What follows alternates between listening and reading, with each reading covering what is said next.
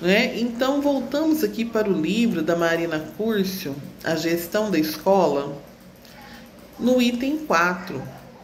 Importância das ações de planejamento e estratégias.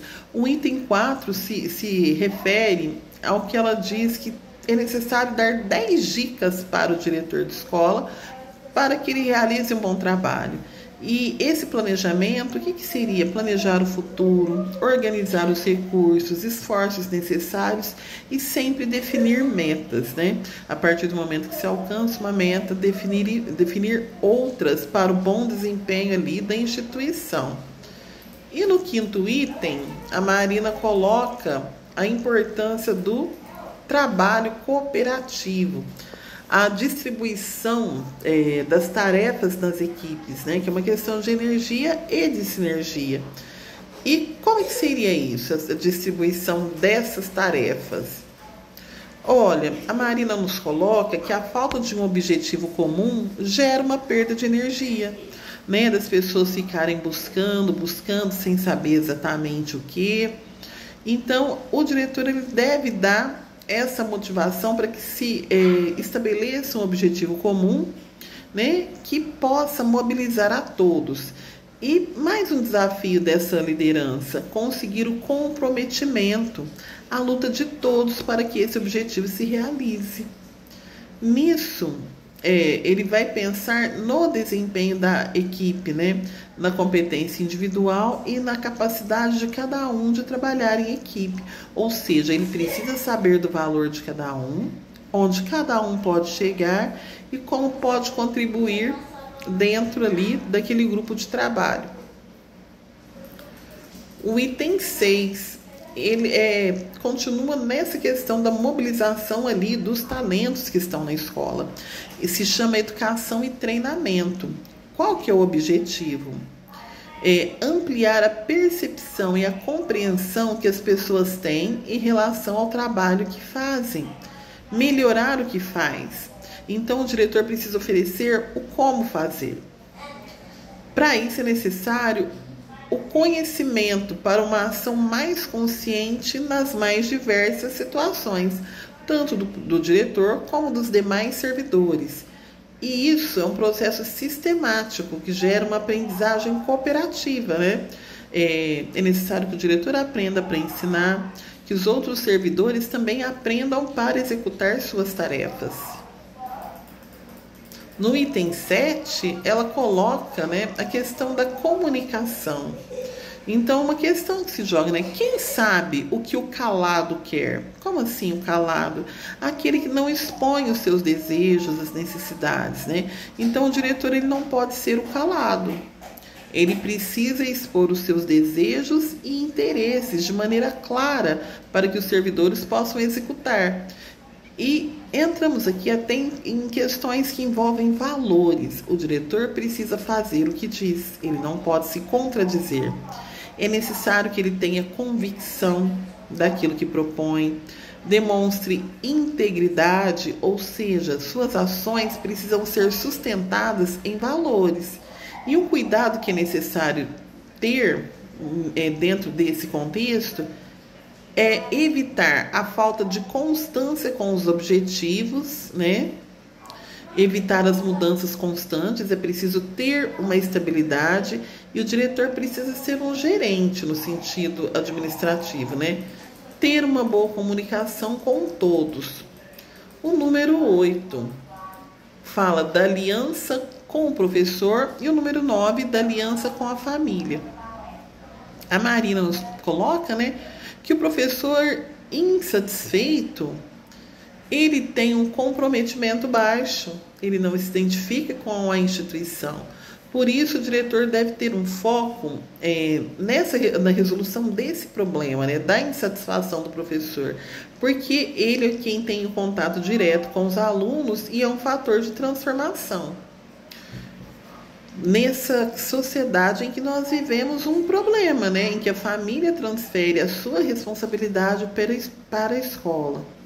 Então, falta a integração entre escola e família, ainda persiste um autoritarismo escolar que emperra um pouco o desenvolvimento dessa relação.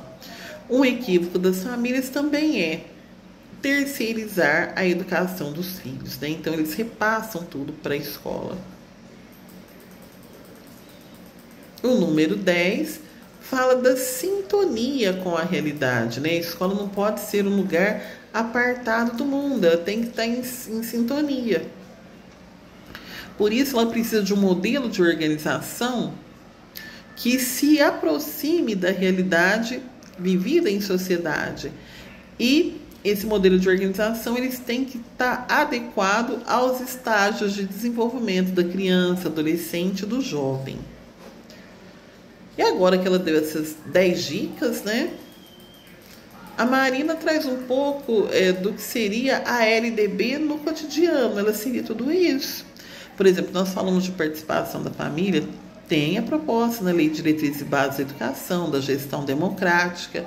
Então, essa LDB no cotidiano seria as diretrizes, né, os parâmetros curriculares e pilares da educação operacionalizados em sala de aula.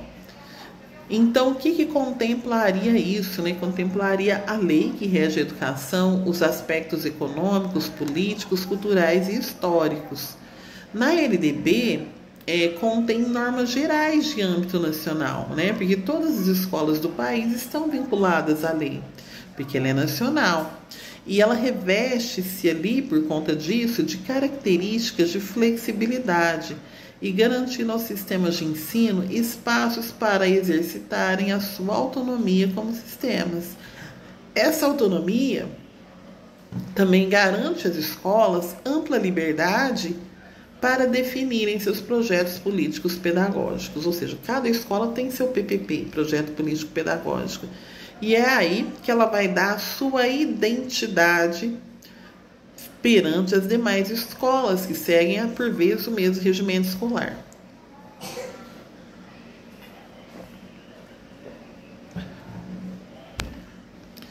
Então, se propõe as mudanças, né? E essas mudanças, para adequar sempre os novos projetos ao projeto político-pedagógico, elas precisam sair do papel. Elas precisam ir das intenções às ações. Para, no objetivo, vamos lembrar que a Curso está falando de 2003, né? Bem no comecinho da década de 2000, preparar cidadãos para o terceiro milênio que ora vivemos. O que mais que ela diz aqui dessa questão da LDB no dia a dia, né? Ela fala isso, aqui no terceiro milênio, nós temos que abordar os pilares da educação do futuro, né, propostos ali pelo relatório de Jacques Delors, pela Unesco, no final do século passado.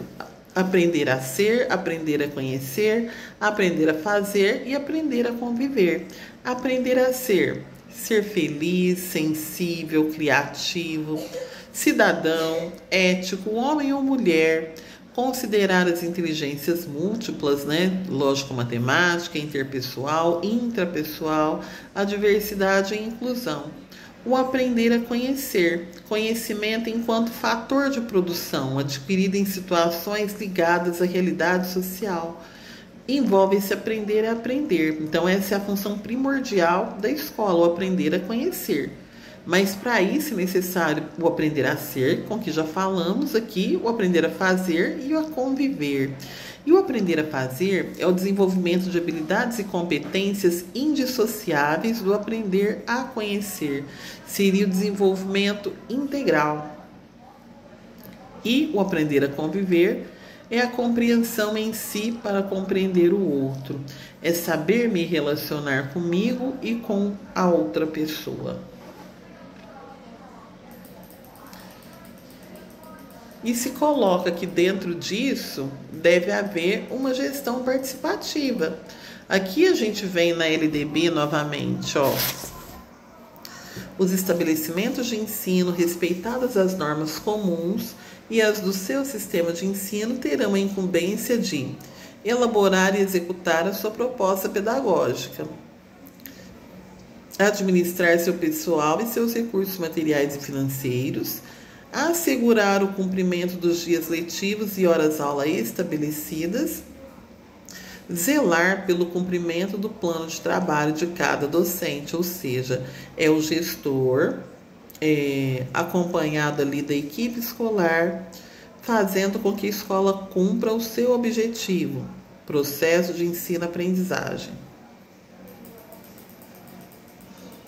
E aqui na gestão participativa, aí já entramos na sala de aula, olha, prover meios para a recuperação dos alunos com melhor rendimento, articular-se com as famílias e a comunidade, criando processos de integração da sociedade com a escola, né? Inserir a escola nessa sociedade, informar pai e mãe, conviventes ou não com seus filhos, e se for o caso, os responsáveis legais, sobre a frequência e rendimento dos alunos, bem como a execução da proposta pedagógica da escola. Então, envolver essa família, né? Olha, conviventes ou não, mesmo que os pais não morem ali com seus filhos, mas fazê-los compreender a realidade da escola.